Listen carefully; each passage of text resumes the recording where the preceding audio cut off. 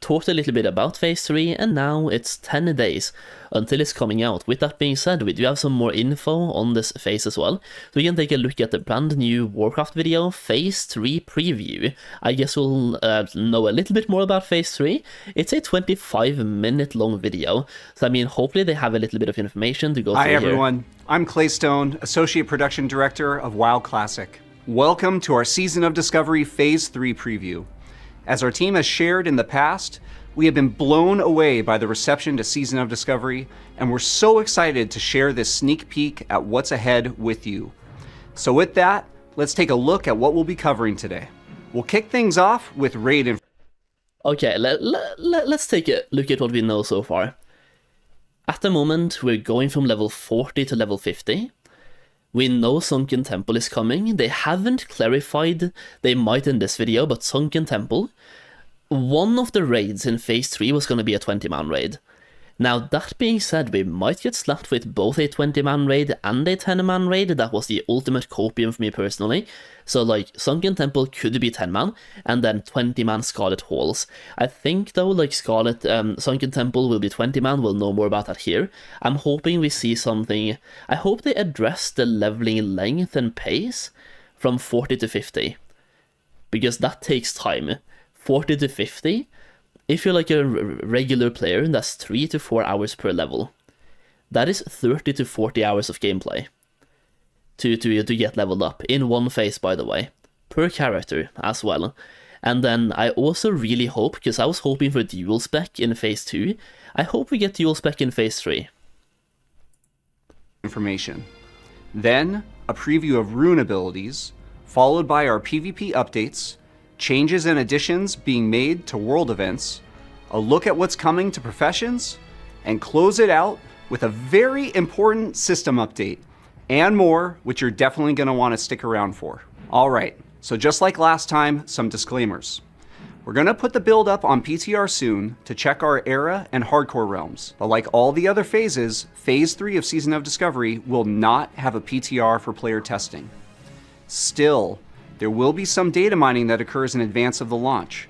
But as we've been saying since the beginning of Season of Discovery, not everything data mined will actually be in the phase or future phases, so speculators beware.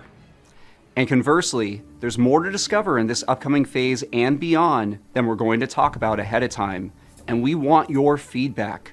Everything we do across Classic continues to be a journey that is co-written by you, the players, and we can't wait to hear your thoughts on all of it. Dude, I hope they just go balls deep on the runes here and throw a bunch of things in for people that are speculating. Throw in Titan's Grip for warriors, but like not have it be a rune. Just put it in the data files to just confuse people. Put in Avatar from like, what is that, a Legion ability or something? Maybe Cataclysm or something. Put in Avatar as well for warriors, but like don't have it be an actual thing.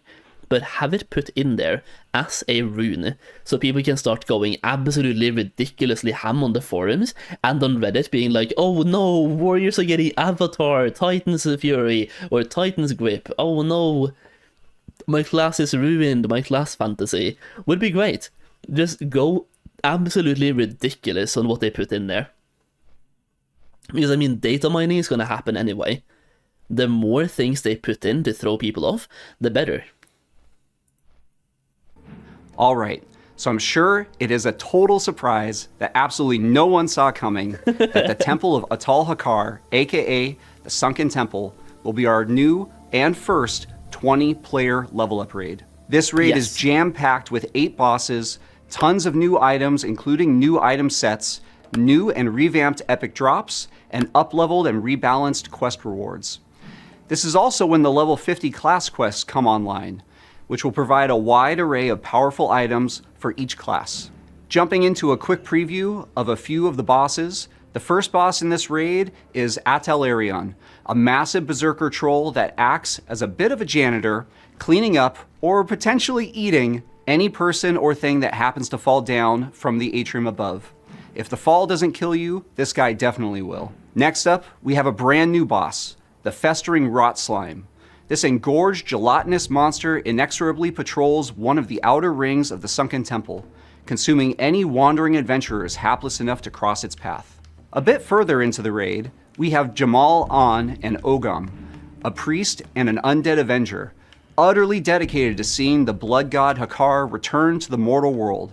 These two will keep you on your toes. Dude, after playing hardcore WoW for so long, this boss fight is going to be nostalgic, and I also think it could be absolutely crazy. It depends on what they do with mechanics here, but this particular boss fight, to me, could be one of the most interesting encounters in the whole raid. It really depends on what they do though, but like this one has so much potential. And have a few tricks up their sleeve to keep the fight interesting each time you encounter them. The last boss in this preview is the mighty green dragon, Aranicus. Aranicus has been having a bit of a bad dream for the past few decades, and that dream is manifesting in our world in a variety of ways, which Nora will talk about in just a little bit. For those that make it to his lair, we can't recommend waking this big beast up, but if you do and are able to prevail, a lot of sweet loot will no doubt await you. Speaking of loot, here's a quick look at some of the awesome rewards you'll find inside the Sunken Temple.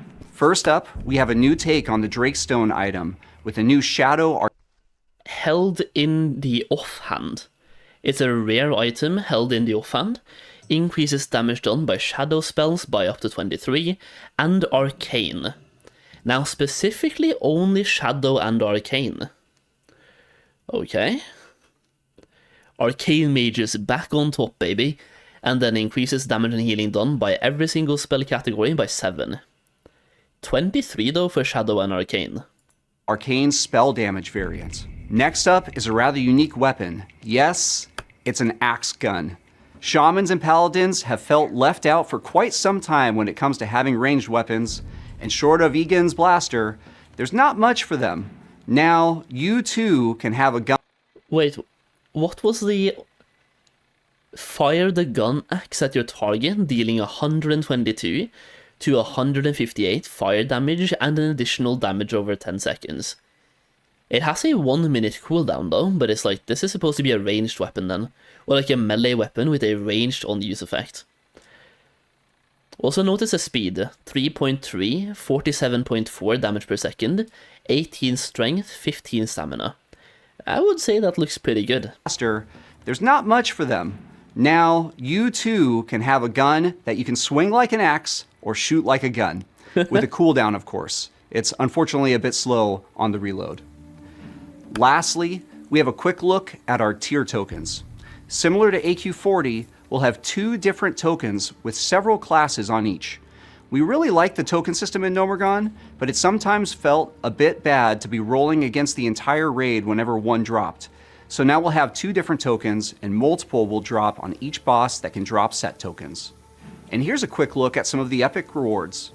First off, we've got a glow up for the classic Embrace of the Serpent. I called this, by the way, in my video about Sunken Temple being the Phase 3 raid, which was like, what, 3 weeks ago now? But I called this being a healer chest item and being upgraded to epic. I mean, I do say upgraded, but like just getting more stats. More stats and more viable stats. So 9 stamina, 17 intellect, some spirit, nature resistance, and 33 healing done. It's a good time to be a healer, man. Absolutely. Serpent robe for healers. We've also updated the sword Dragon's Call. One cool thing about this weapon is that we've added several brand new glow effects for weapons in this patch. And this is one of the first items to take advantage of having a very fancy, but still quite classic, new glow. And just in previous raids, we've got several fun items lined up as well. The first item is the Atalai Blood Ceremony, which allows you and a friend or frenemy to play a deadly game where only one survives. This item is great for when you need to decide something, and a coin flip just won't cut it. The Unorthodox Hex Stick allows you to embrace your inner critter and transform into a disgusting little creepy crawler to dazzle and disgust your friends. These are just a few examples, and there are several cool things coming with this patch. We've intentionally left the best ones for you to discover yourself. Lastly, one bit of feedback we took to heart this patch was that a lot of updated quest rewards for previous level up raids could feel a bit underwhelming. So for Sunken Temple, we've actually gone a step further and helped rebalance and restat many of the existing quest rewards. Please, please, please, please, please. Please tell me they have done something with the class quests. Because every class has a class quest in Sunken Temple. Number 1, scale the class quest rewards up to be epic, or just be better than they currently are. And number 2, build on that quest line. Make it like feel more of an epic quest line, and give us an actual epic that is like raid level epic loot. Please, please, please. It's the perfect opportunity to build on a epic class quest line. The first example here is a Vanguard helm, and you can see we've made it a bit more attractive to the classes that can use it, and Helm of Exile as well. And while not a quest reward, we have also carried forward some of the work we did updating dungeon drops in the previous phase, and revamped even more dungeon drop rewards, including Princess Theradras's Scepter. And with that, I'll turn it over to Matt to give us a preview of runes and just some of the new abilities you'll get access to. Yes, come on. I'm Matt Everett, Senior Engineer on the Classic team. I'll go over some of the new runes you might find in Phase 3. Before that, I want to note that we heard your feedback that a lot of runes last phase weren't accessible until level 40. We've tried to balance Phase 3, so you'll find more runes while leveling, but you'll still have some to look forward to at 50. Let's look at Druids first. Gore gives you a chance to reset some key feral cooldowns and generate some rage. And Improved Barkskin gives you all the benefits of Barkskin without the drawbacks, and you can cast it on your friends. Next up are Hunters. With Lock and Load, your traps grant you a free shot with no cooldown. This could be a great 1-2 punch with something like Double Chimera Shot. Focus Fire lets your pet build up Frenzy, which increases its attack speed. You can activate it to consume your pet's Frenzy, boosting your attack speed and granting your pet Focus. Next up are Mages. Deep Freeze is a powerful 5-second stun on a frozen target. If the target's immune to stuns, it takes significant damage instead. Balefire Bolt lets you live on the edge of risk and reward, dealing heavy damage but decreasing your spirit. If you reach 0 spirit, you die. And by the way, if you're leveling a new mage, you might find this rune earlier than you expect. Paladins. Improved Sanctuary makes you even tankier, increasing Sanctuary's damage blocked and damage dealt back to attackers. Wrath lets you crit with Consecration, and applies your melee crit chance to your Holy Shock, Holy Wrath, and Exorcism spells. Let's look at Priests. Pain and Suffering allows your Mind Flay ability to refresh the duration of Shadow Word Pain, while Surge of Light causes your crits to make your next Smite or Flash Heal instant cast. Rogues. Honor Among Thieves is incredibly powerful, granting you a combo point each time a party member scores a crit. It does have a short cooldown, but you'll be swimming in combo points with this rune. Oh yeah. Cut to the Chase makes it easier to keep Slice and Dice up by allowing Eviscerate and Envenom to refresh it back to its max duration. It is worth noting, by the way, going back to the Rogue rune preview here, for example, it's worth noting they're only showing us 1 rune per slot. So as you can see here, Honor Amongst Thieves is on the Helm, while Cut to the Chase is on Bracers. That means we're getting at least Helm and Bracers next phase as brand new rune slots, right?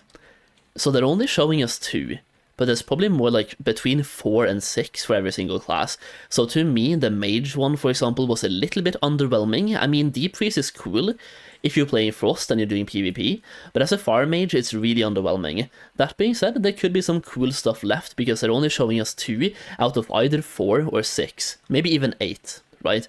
I think it's going to be 6 though. So 3 per slot, 3 on Helm, and 3 on Bracers. To keep Slice and Dice up by allowing Eviscerate and Envenom to refresh it back to its max duration. Next up are Shamans. When you deal melee damage, Mental Dexterity applies your intellect to your attack power, and then applies 30% of your attack power to your spells. Riptide is a fan favorite that instantly heals the target for an initial amount, and then heals for a similar amount over time.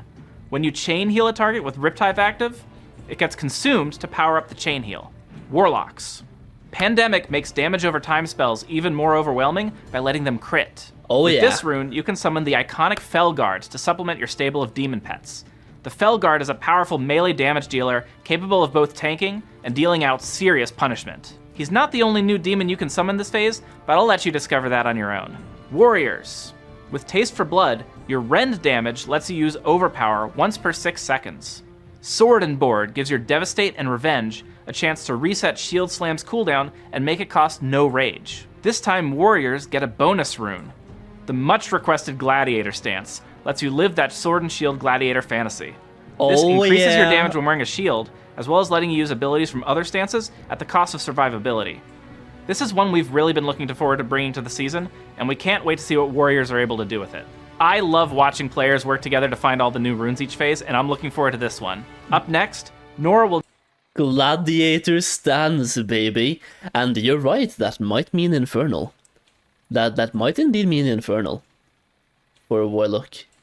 join us to talk about PvP updates. Hey, thanks, Matt. My name's Nora Valletta, and I'm a lead software engineer on WoW Classic. I'm here to talk about some of the other updates we've got coming in Phase 3, starting with PvP. One of the things we've learned from previous phases is that PvP can be a bit rough when the only thing available is PvE gear that is generally set up with output stats rather than survivability stats. As a result, we're going to be introducing a brand new level 50 PvP set that requires ranks 5 through 7 to equip and earn. This is similar to the rank 10 and rank 13 PvP sets in that it's a full 6-piece set with appropriate PvP set bonuses. There will also be a starter set available from a new faction called the Emerald Wardens, but we'll go into more detail on them later on. Okay. Here's a quick look at a few of the new PvP set items. You'll notice that they are a bit more specialized and focused than the previous level 60 PvP sets were. Each class will have a variety of sets available to them, such that multiple different specs or roles are covered. We're also making a few adjustments to the Blood Moon event, including adding brand new rewards for level 50. We'll also be adding a new currency for the level 50 rewards called Massacre Coins, which you'll earn when killing higher level players in the event. We'll be retiring the... Oh, and I'm not gonna lie, like, to me personally, I'm over the Blood Moon. Like, I'm not gonna lie, I'm over the Blood Moon. I've had my Blood Moon, it was fine, I'm over the Blood Moon. Keeping the Blood Moon for the next phase, to me, that's not the play. I'm gonna be real, that's just me. I know that I'm dumb here, I'm probably in the minority, but it's just not for me. I was hoping for something brand new. Like, personally, I was hoping for the old Hillsbrad, like a massive alliance versus Horde. Maybe have it be capped as well, so you have like different instances of the whole thing. Basically, Alterac Valley, but in the game. So like old Hillsbrad, and you have 100 versus 100, and it's a deathmatch. You have 30 minutes to just get as many kills as possible, and that's the event. For me, I've had my Blood Moon was fine. I'm really bored of it now. I was really hoping they wouldn't do Blood Moon at all next phase, but it looks like based on this, there's updates to the Blood Moon, there's new level 50 rewards, a brand new currency as well, so there's no point in farming it now, and we have the Bloodstained Commendations item being retired. Now, what could that mean for the future?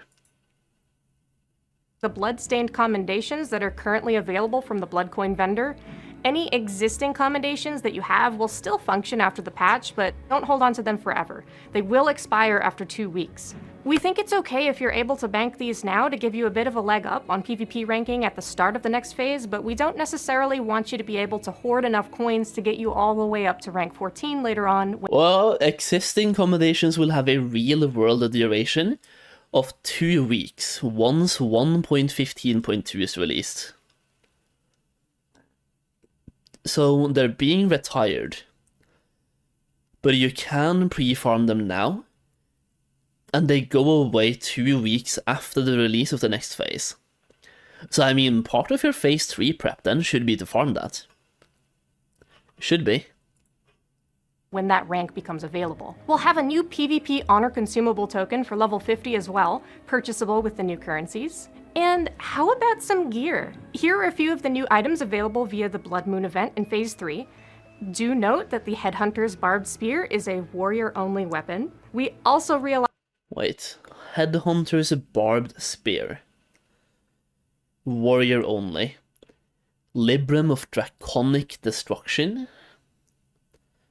Corrupted Smashbringer. Oh my days, dude. Corrupted Smashbringer. Oh, you just know they've had way too much fun with this, man. realize that ranged hunters may have felt a bit left out last time, so we've gone ahead and given them a pretty strong crossbow option in this round.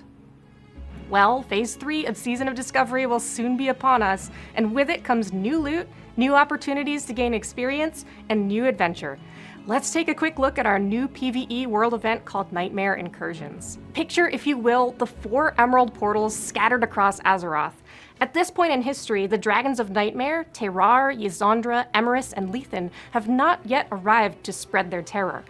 However, as you approach each portal, you can't help but sense hidden danger. Something's not quite right.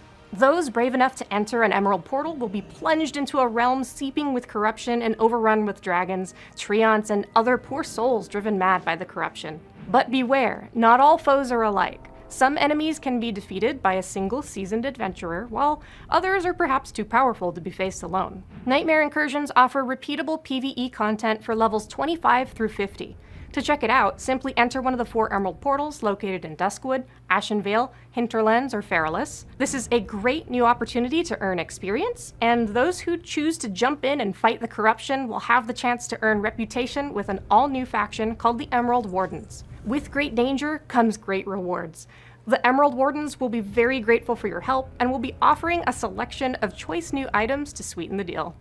One of the cool things about Nightmare Incursions is that we plan to include some rewards at different player levels, as there will be content available for players roughly level 20 all the way to 50 across all 4 Nightmare portals. The first example is this Nightmare Siphon Trinket, which could be really fun for low-level alts. For level 50, we have the Roar of the Dream, a somewhat unique ring that has a sizable spell damage proc on it. Lastly, we also plan to take a page from the Burning Crusade playbook and make a level 50 PvP set. Yo, Roar of the Dream. Let me just pull this one to the side for you. Roar of the Dream. Your harmful spells have a chance to increase your spell damage by 66 for 10 seconds. That is crazy though. And the trinket as well requires level 20, by the way, keep that in mind. And equip restores 150 health and mana when you kill a target that gives experience or honor.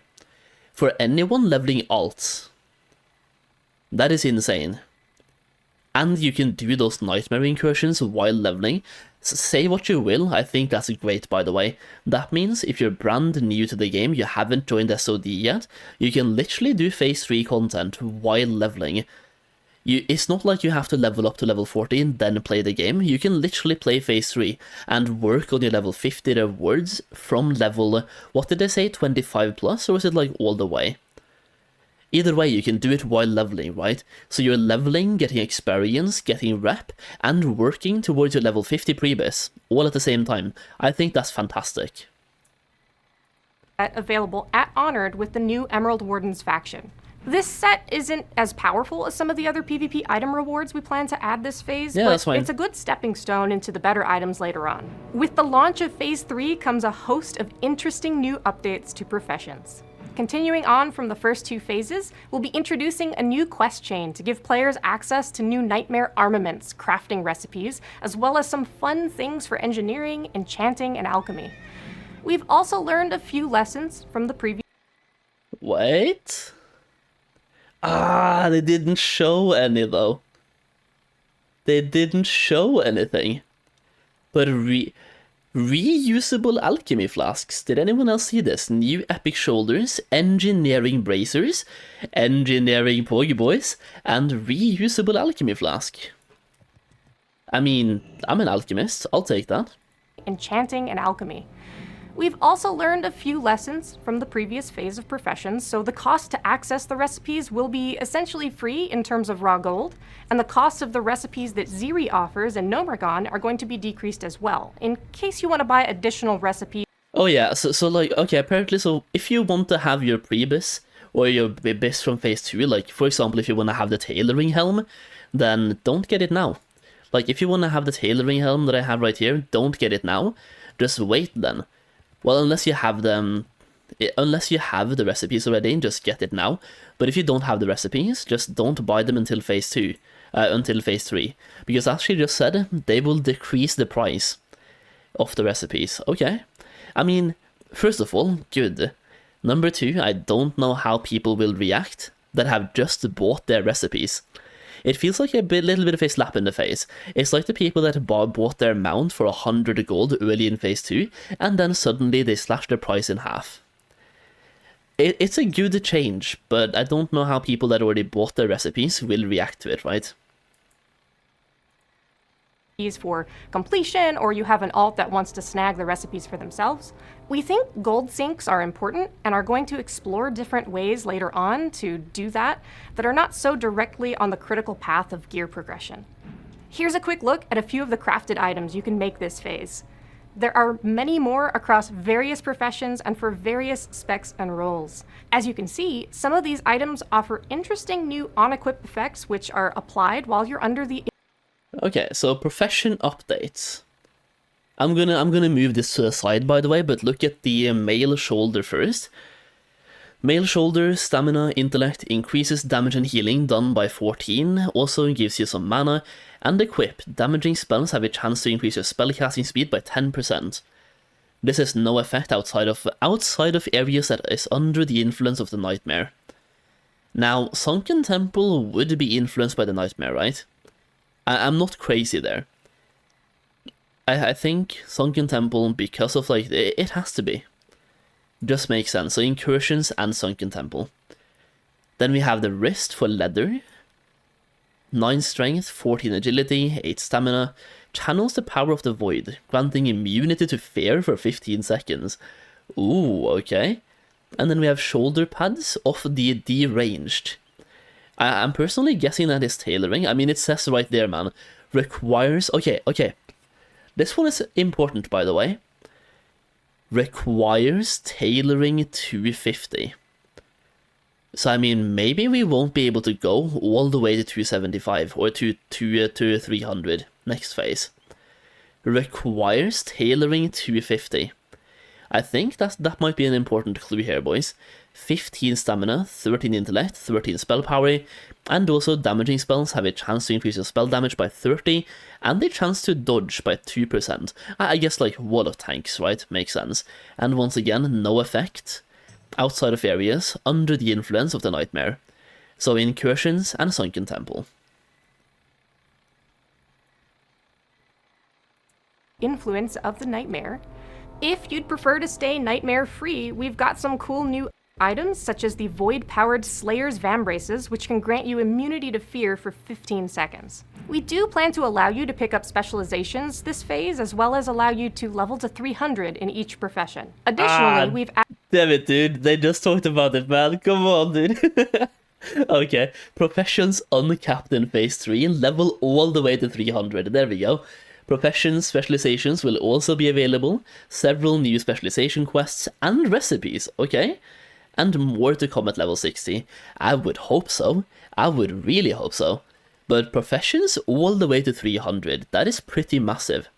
That is a huge jump, and makes a lot of gold making options available in phase 3 that, it's gonna be crazy, man.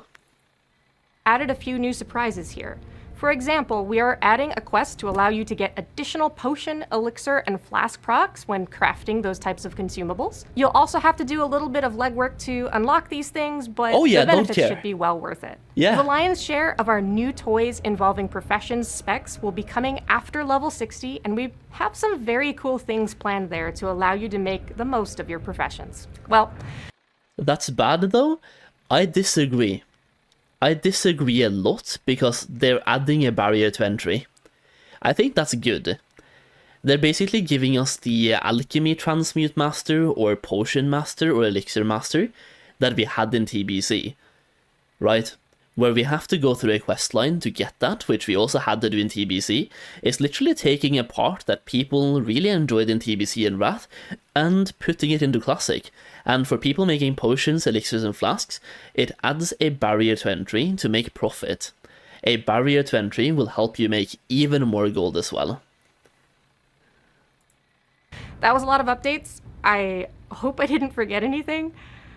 Josh, I'm not forgetting anything, am I? Now that you mention it, Nora, there is one... There we go, dude. Right over to Josh. I got your gold guild, will you?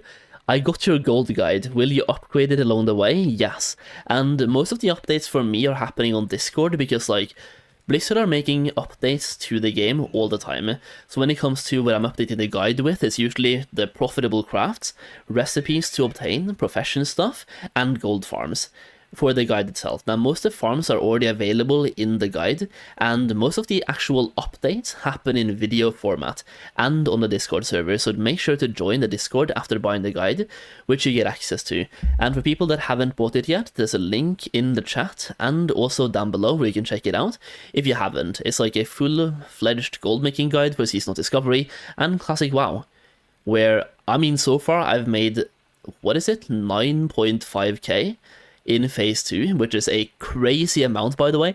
My goal was 2k, and we're like 5 times up right now.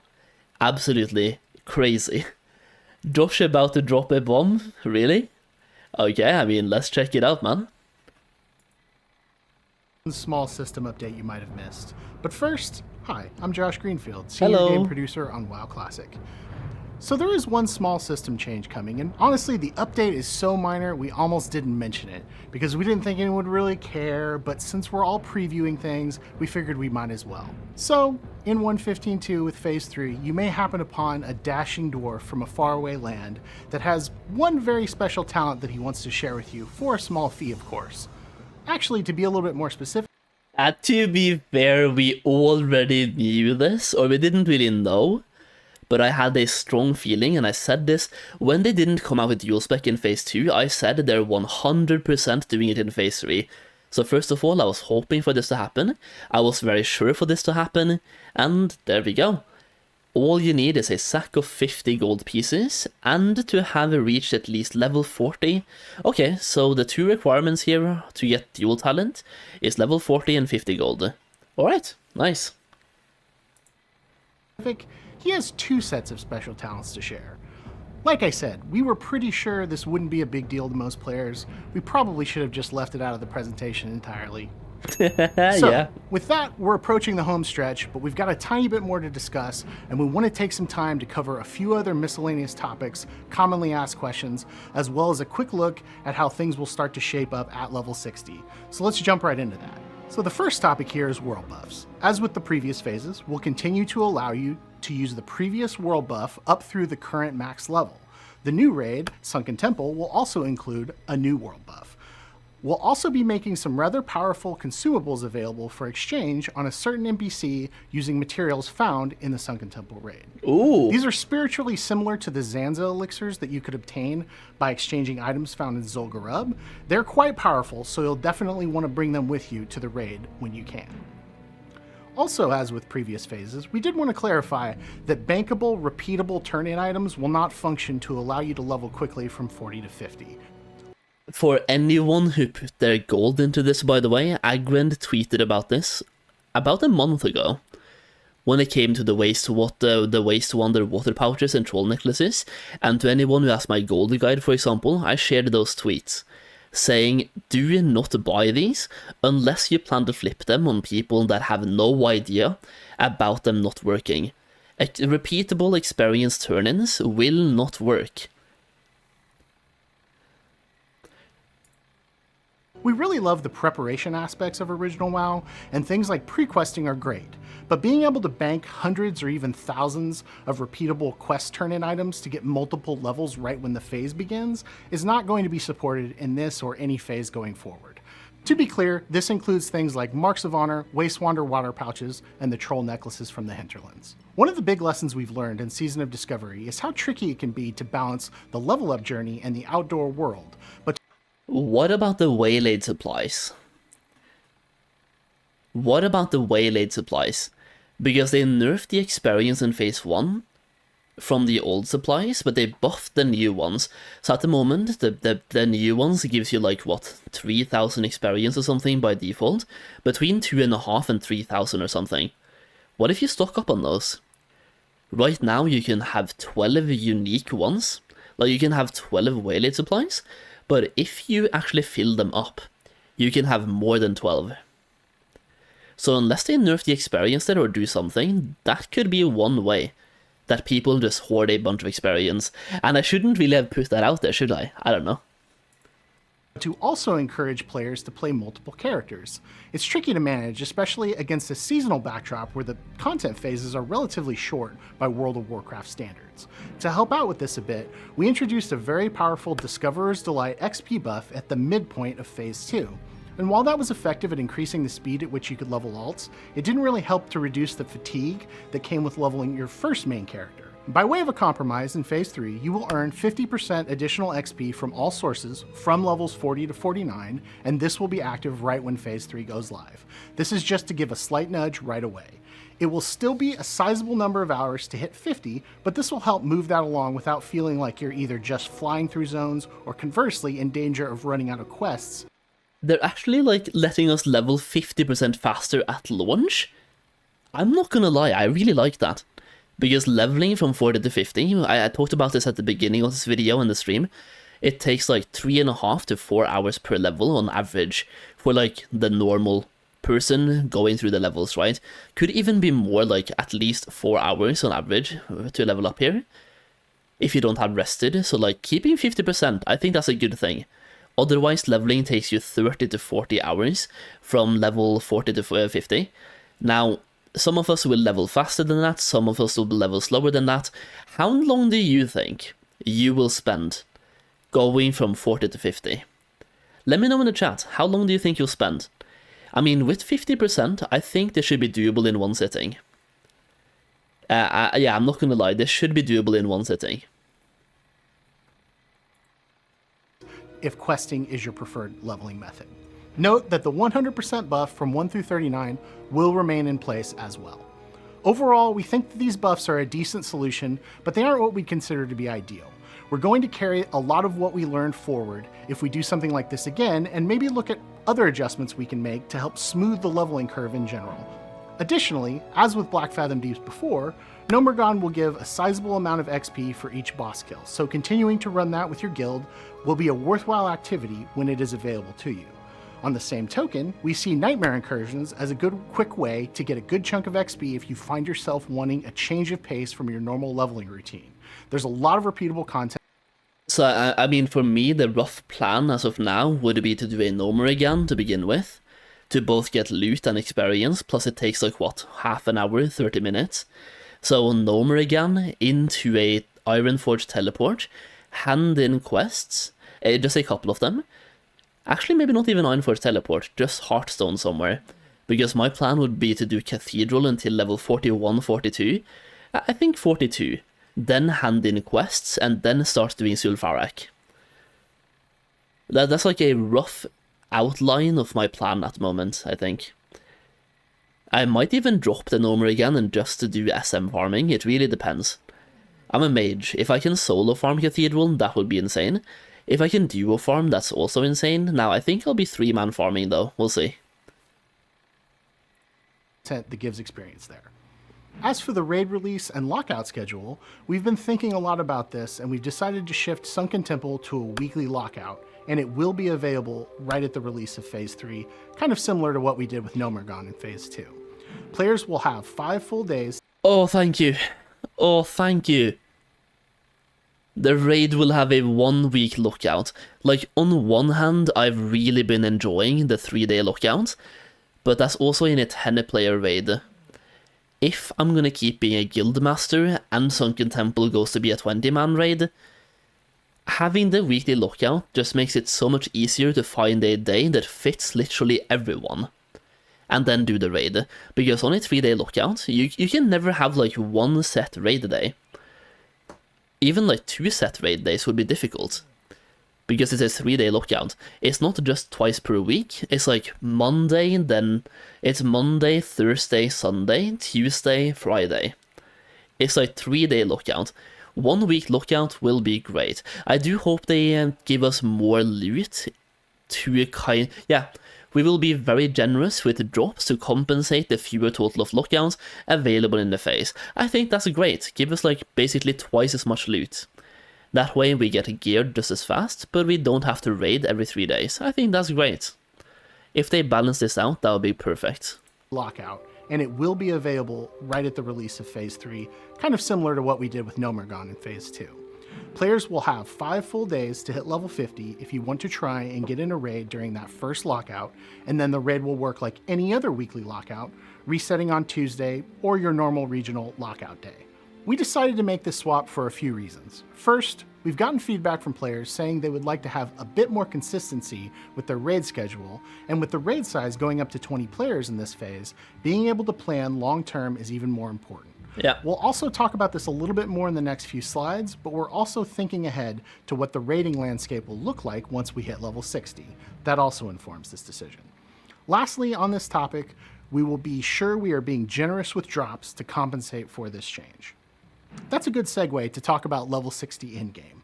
Since we're getting close to 60, we think it makes sense to dig into a few more details of what you can expect starting with Phase 4. This preview is very, very early and in no way comprehensive, but it's just meant to be a minor sneak peek at some things we have cooking. Again, to stress that much of what you will see here is still very much in development, and some specifics could and likely will change. This is more of a look at our general thought process, rather than the actual set-in-stone plans we have.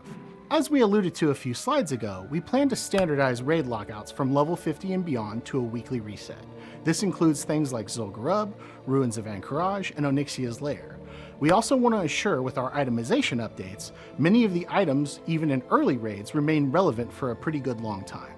Ultimately, this is a very classic approach, and many items you got even as your pre-raid best in slot, such as the Hand of Justice or the Savage Gladiator chain, remained good for several tiers, and we want to carry this forward. With this in mind, however, we know you will likely want to run several different raids a week, but we want to avoid a situation where logistics gets messy because you have to contend with a large number of irregular, unwieldy raid lock timers. By the time Blackwing Lair is out, for example, there's going to be a large menu of relevant things to do at level 60, and being able to plan and schedule activities on a predictable cadence is going to be very important. Last quick note on this, while Upper Blackrock Spire is technically a 10-player raid, it's never had a lockout, and that will remain true. It's essentially a 10-player dungeon and will remain that way. So go farm those Briarwood reeds. Woo! Another very frequently asked question we've received is, what about weapon skill racial bonuses? From the start, we've suggested that you shouldn't need to worry too much about things like orc and human weapon skills long term, and that you should feel good about choosing whatever race you want based on their aesthetics or other bonuses that race gets apart from weapon skill bonus. Every phase, we get asked for a status update on this, and we just wanted to confirm that yes, the solution is coming at level 60. At level 60, you will be able to discover a method to essentially swap in and out up to 2 weapon skill bonuses for your character.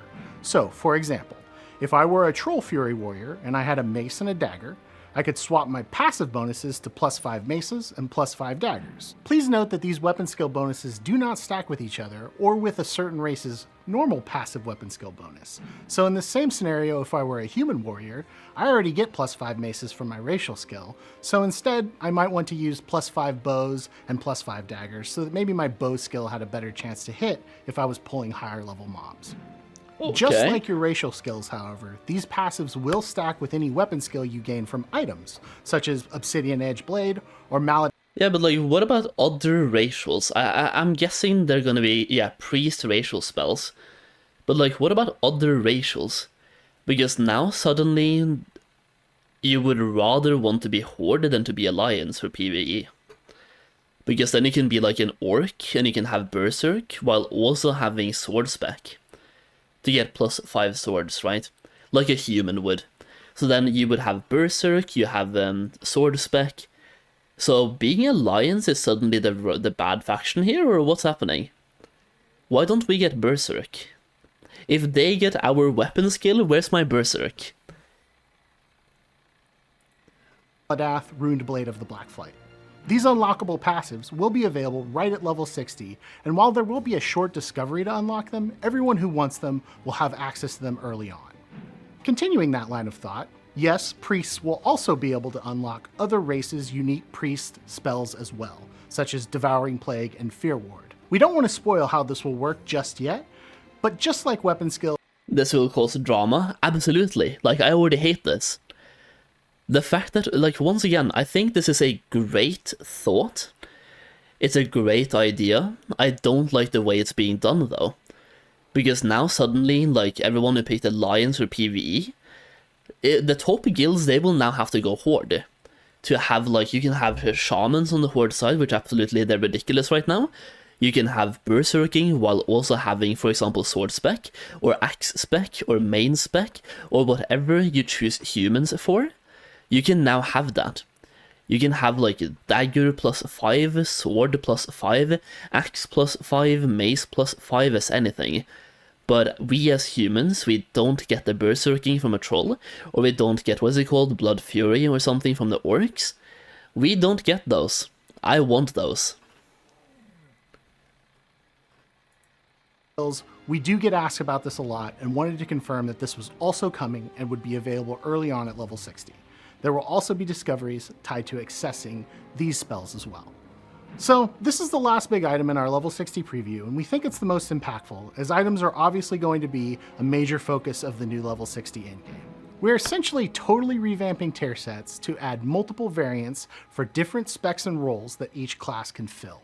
We don't necessarily intend to make a full set for every single niche playstyle in every raid tier, as some classes could end up with upwards of 5 to 7 sets every few months. Yeah. But we do want to try and cover a lot of the major roles as well as some new playstyles we've added to different classes, so that most unique roles each class has access to get something cool at some point during their level 60 journey. Additionally, we plan to revamp many existing non-set dungeon and raid items at level 60, as well as adding new best in slot or nearly best in slot crafting options at 60. We think there's a lot of fun and interesting things we can do with the level 60 professions and profession specialization crafts, and we plan to expand on those to keep crafting more relevant for a longer period of time. Lastly, swapping profession specializations will be easier and more flexible, but will likely have a cost associated with doing so. We're still ironing out the final design for what this will look like, but if you're familiar with how this worked in Burning Crusade, that might be a good starting point to inform how this might work. Finally, here's a few quick examples of what potential new tier sets could look like. These are very much not finalized, so any of the stats or set bonuses could and probably will change. So first off, you'll notice we've got a tanking rogue set with a very interesting 8-piece bonus. We've also got a Shockedin Paladin set that really plays up key abilities such as Exorcism and Holy Shock.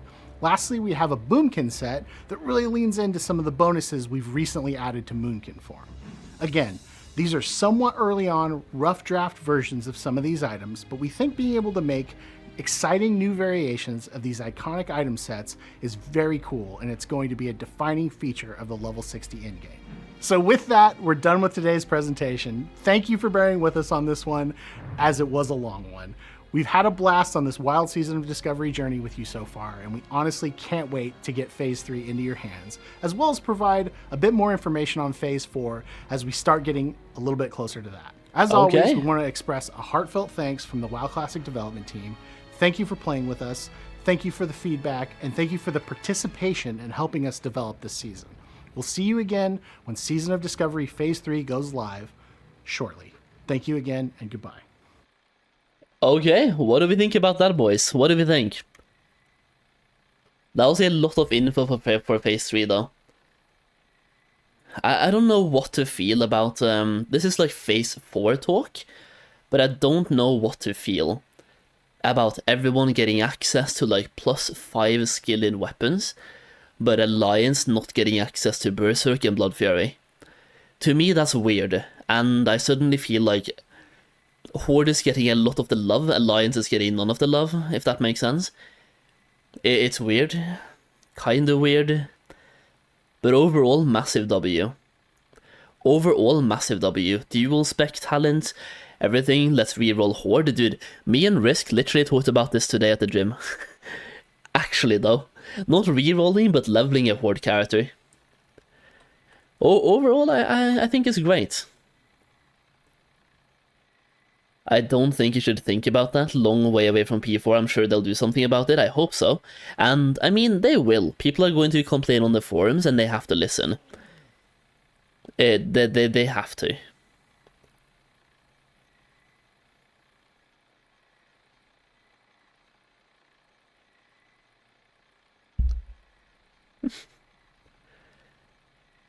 Yeah, lots of info on Phase 3 today, man. just getting announced out of nowhere, coming out in 10 days. And then we have this preview as well, talking both about Phase 3 and Phase 4. We're finally getting Dual Spec down, that's perfect. Dual Spec is gonna be insane. Yeah, that's gonna be great. Each race has a few perks. The weapon skill perk isn't the equivalent of berserking. It's not the equivalent, but anyone minimaxing will now want to be an orc and get +5 weapons, like +5 sword and +5 axe. Like anyone who really cares about their output and their parts, like top guilds, they will now be forced to go from alliance to horde, if nothing happens there. And you can come with your casual perspective all you want. Oh no, they don't have to, man. Yes, they do. If they want to be on top, and orc is now suddenly the best because they have access to +5 sword, yes they do. Yes they do. It's, yeah. I don't know, man. They will change something though for Phase 4. I don't think that's I'm not gonna think about it too much. I just think as of now, based on that preview, it's weird and feels bad. It's weird and feels bad. But I think they will fix it until Phase 4, so like, I'm not gonna think about it too much. It's not worth the energy to even think about it, right? Because they will do something. People will complain, they will have to do something. It just makes no sense to have it the way it is right now. It's the easy cop-out. They should rather let us all pick racials. Just, if they're gonna give Horde the Alliance racials, give Alliance the Horde racials too, man. Why only have it be a one-way thing?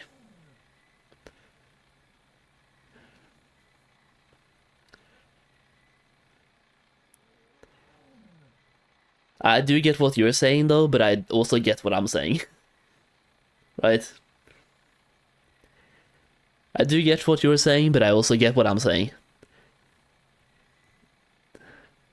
Especially with shamans being as good as they are right now, like a lot of people already play Horde for PvE output.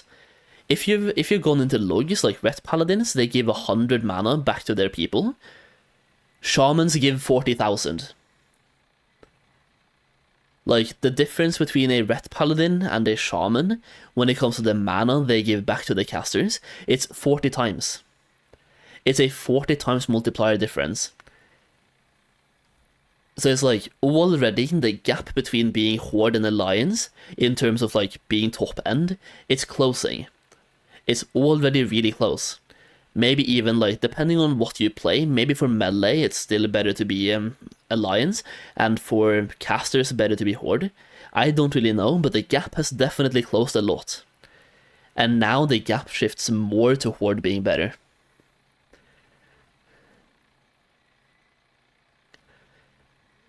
The changes were made to help undead and Tauren classes more viable in PvE versus orcs.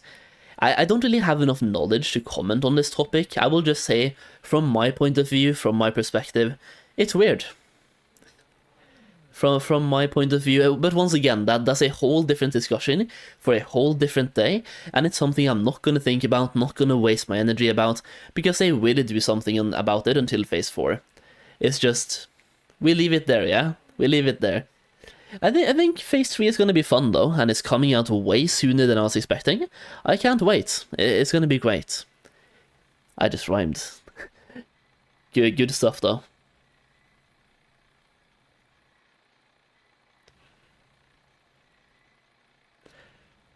Alright, champ. You ready to keep questing?